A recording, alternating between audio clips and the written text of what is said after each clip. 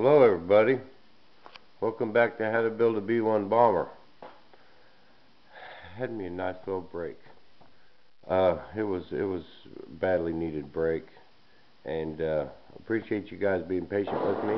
Had to get some stuff done around the house, and take me a little time off. We all been at this pretty dang hard, and I'm back. So let's go. I want to go over a couple things with you guys. This is my radio I'm going to use. It's a JR 12 channel. I've been getting some questions on this. What kind of radio we're using, how many. I'm going to use probably 2 radios. That way I can pretty much concentrate on flying the airplane, and I can let someone else move the wings and open the bomb bays, drop the bomb, so I can just pretty much concentrate on flying and not have to worry about that stuff. But we'll probably hook that one up on I don't know, my buddy's got got another 12 channel, or probably just 9103, like that one over there. Can't hardly see it, but we're going with all JR stuff. And I got some receivers. This is R21 12 channel receivers. Got 3 of them, and the thing's a little bit on the pricey side. I don't know if you can see that, but man, them things are like $3 each. And I'm gonna try them out. I got them 2 jets coming, one which should be here any day, and try it out in there. But I think I'm gonna go with these in the bombers too. See how I like it. This is the power safe system. It actually has a place for 2 batteries, and this switch that fails on the on position. I know it looks kind of cheap, but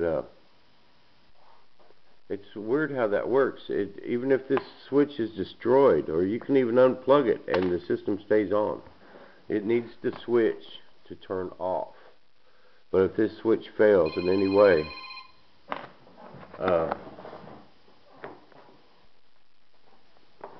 the radio will not turn off. And I'm going with lithium batteries. Now, I bought all these batteries thinking they was for 4 receivers at first. These are lithium Thunder Power batteries, which is Thunder Power is a good brand. These are good batteries. They are 2100 milliamp, 7.4 volts. Okay, I thought 2 of them was going to be enough, but I got to reading this book here that came with them receivers, and it says down at the bottom, giant scale jets, 4,000 to 8,000 milliamps each, and these are only 2100. So what I decided to do was wire these together in parallel, and that boosts, if you wire them in series, that boosts the volts. If you wire them in parallel, that boosts your amps. So these are still 7.4 volts, but they'll be 4,200 milliamps, and that'll power my system. And also, you know, them big 4,000 milliamp packs, pretty pricey. They're about $1 each. I got these batteries for 30 bucks. And if you should happen to lose one cell in one of these batteries, I'll just have to replace one. If you lose a cell in a 4,000 milliamp pack, you got to trash that whole thing. So I think this is a pretty good way to go right here. That's pretty fail safe, man. I think I could lose 3 batteries and still be able to land this airplane. Now, I thought this was pretty cool. This is from Common Sense RC. This is a cell spy, and you could actually, here, let me plug this in, I'll show you. Unplug there, but it keeps an eye on your cells and tells you if you got a cell going bad or anything. I'll have to use this adapter.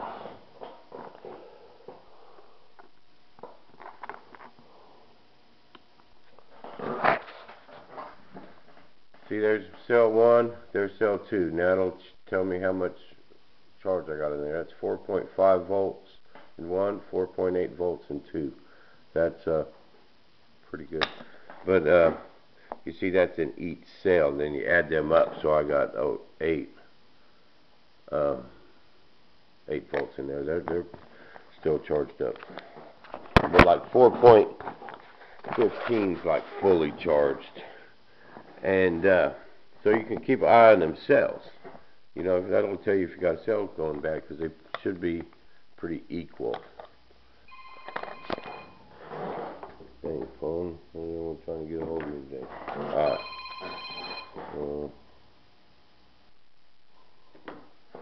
Okay. And I needed a way to charge all these batteries. So my buddy had one of them Pro chargers, them little yellow ones, and I kind of liked that charger. It'd charge anything. So I got on the internet and I typed in Pro charger, and these Venom things popped up, and I got to reading up on them. These things will charge any battery you got.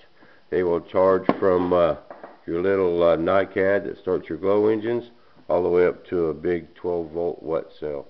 Lithium polymer, lithium ions, NiCad, and comes with just a whole box of attachments and different fittings to charge just any battery you got. And came with this balancer too. You know what? This thing was under $100. This thing was only about 89 bucks. And man, I really like it. It comes with that. And the only thing I had to buy extra was these little adapters here. But I got them down at the hobby shop because them Thunder Power packs, the needles are a little too close together, and it did enough. It fit in my balancer. But this little adapter makes them all fit. And man, it just came with everything.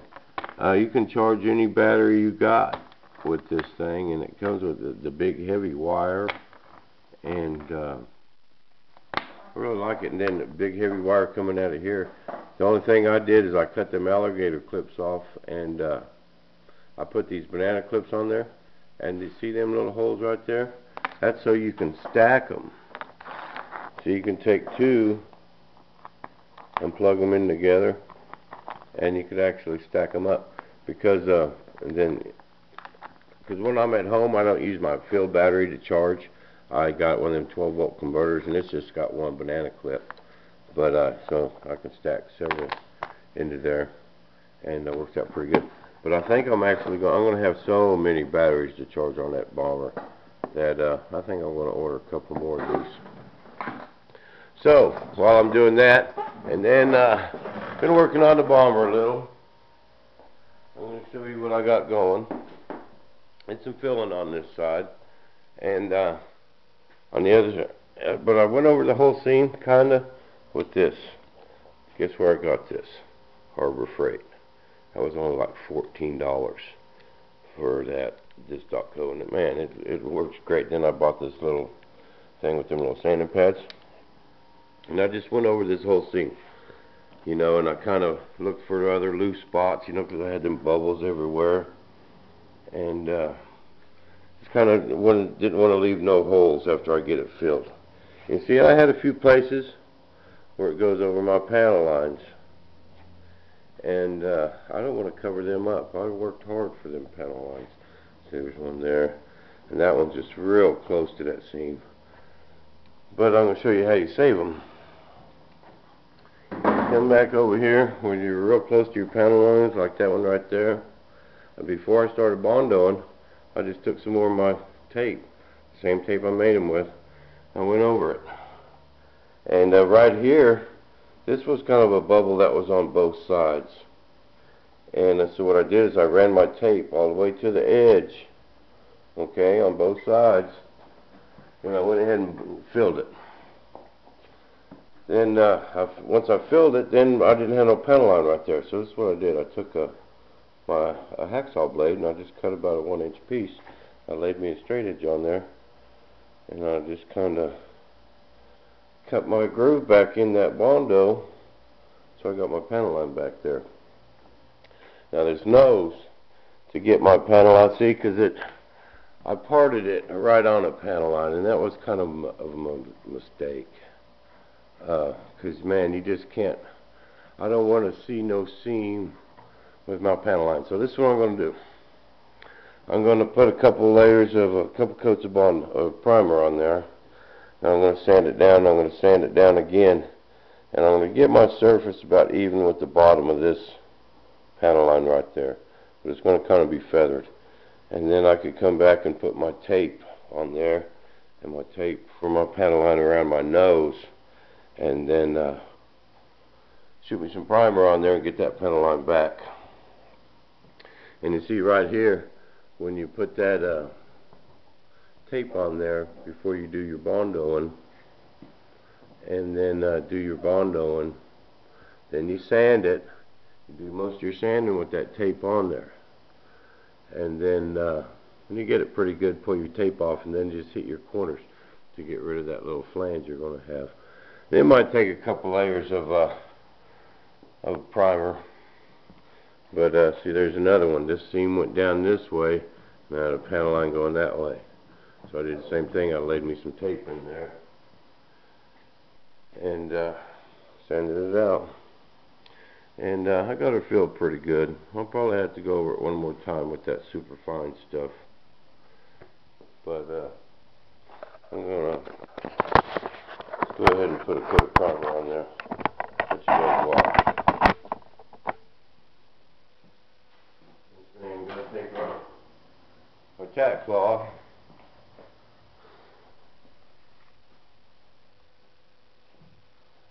And wipe her down.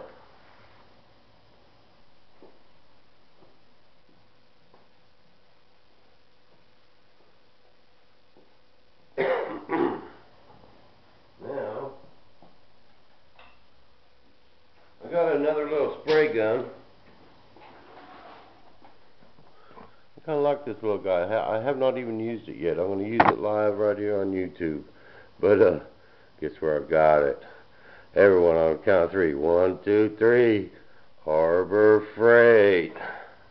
Okay. Now, I'm going to try and do this where you guys can watch.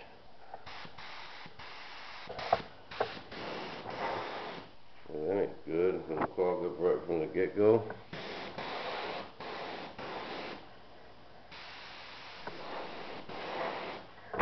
Okay, now mix this kind of a little bit on the thin side.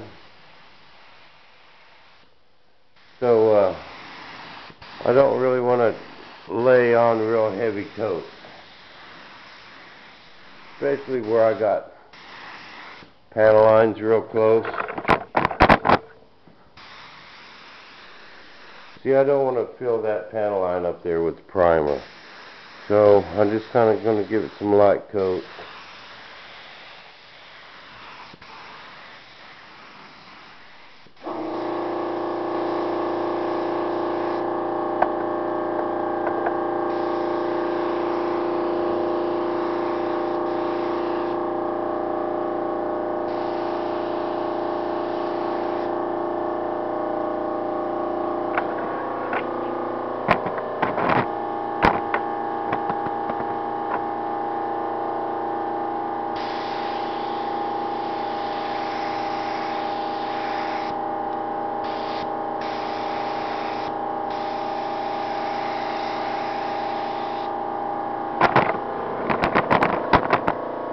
That's the thing, you got to get that first coat, you got to get a light coat on there and let it tack up. And, hold on a minute.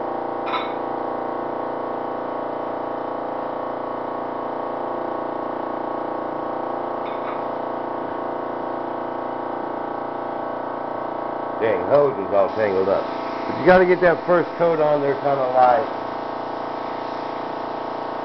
And let it tack up for a second. That'll keep your runs down. You gotta kind of be careful there too. I don't want to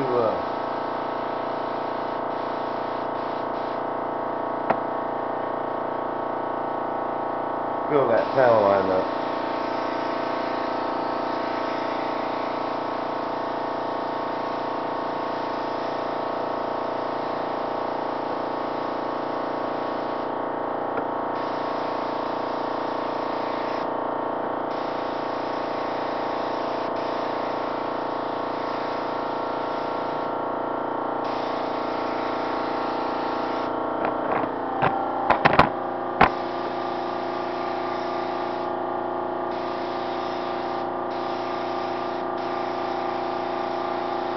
it tacks up, then you can go back and shoot some more on it.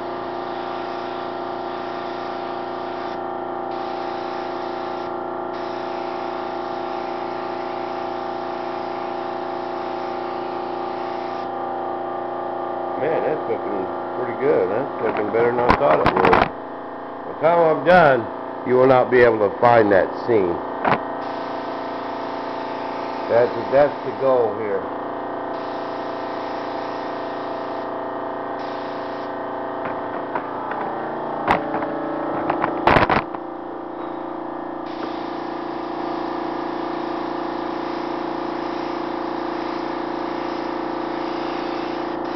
Sometimes you got to get a coat of primer on there just so you can see, you know. You just can't see every little flaw when you're bondoing. But man, it's looking pretty good. So I want to keep my panel lines uniform. I want them all the same depth, same width, and it really makes a difference on the finished product, you know.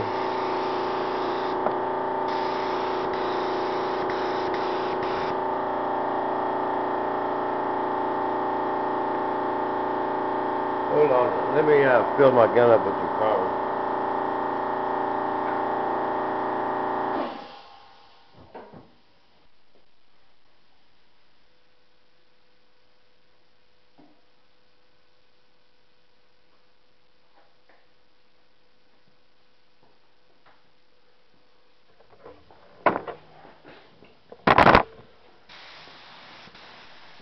Now we can come back and kind of lay it on. Especially like right here, where we really don't have no panel lines, except for right there. And this filler primer will take care of a lot of them minor imperfections.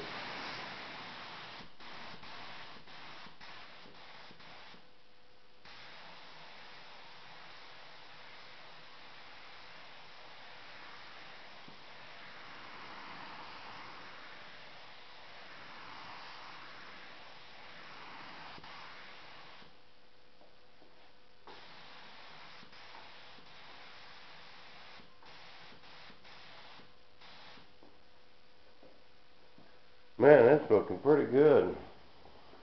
That ain't going to be as bad as I was thinking. Man. Okay, now hold on a minute.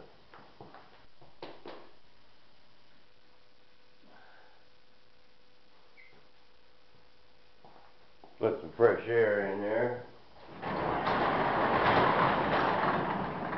of a rainy old day here in Kansas today.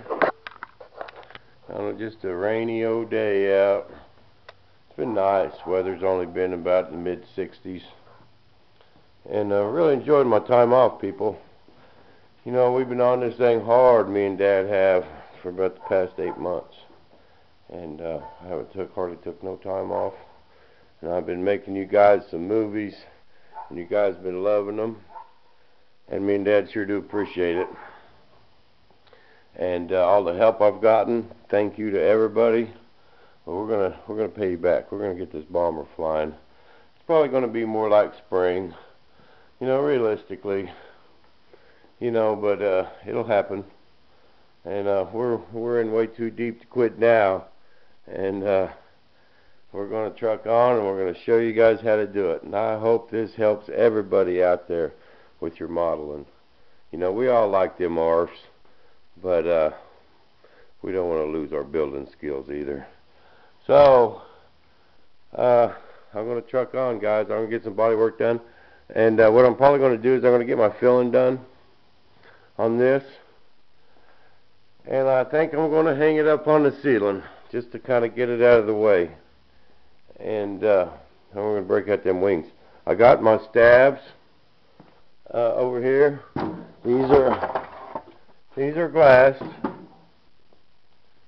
All I got to do is put a leading edge on it and my tailing edge. I got my rudder over there.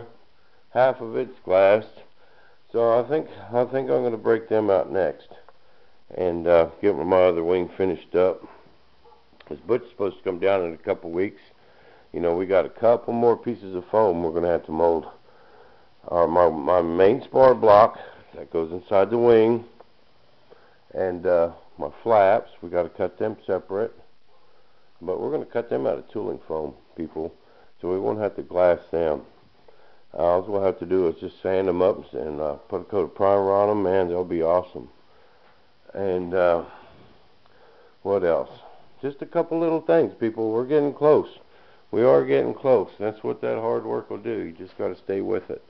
Remember, little chunks. Do little chunks. And you can do it. So, till next week, people, thanks for watching.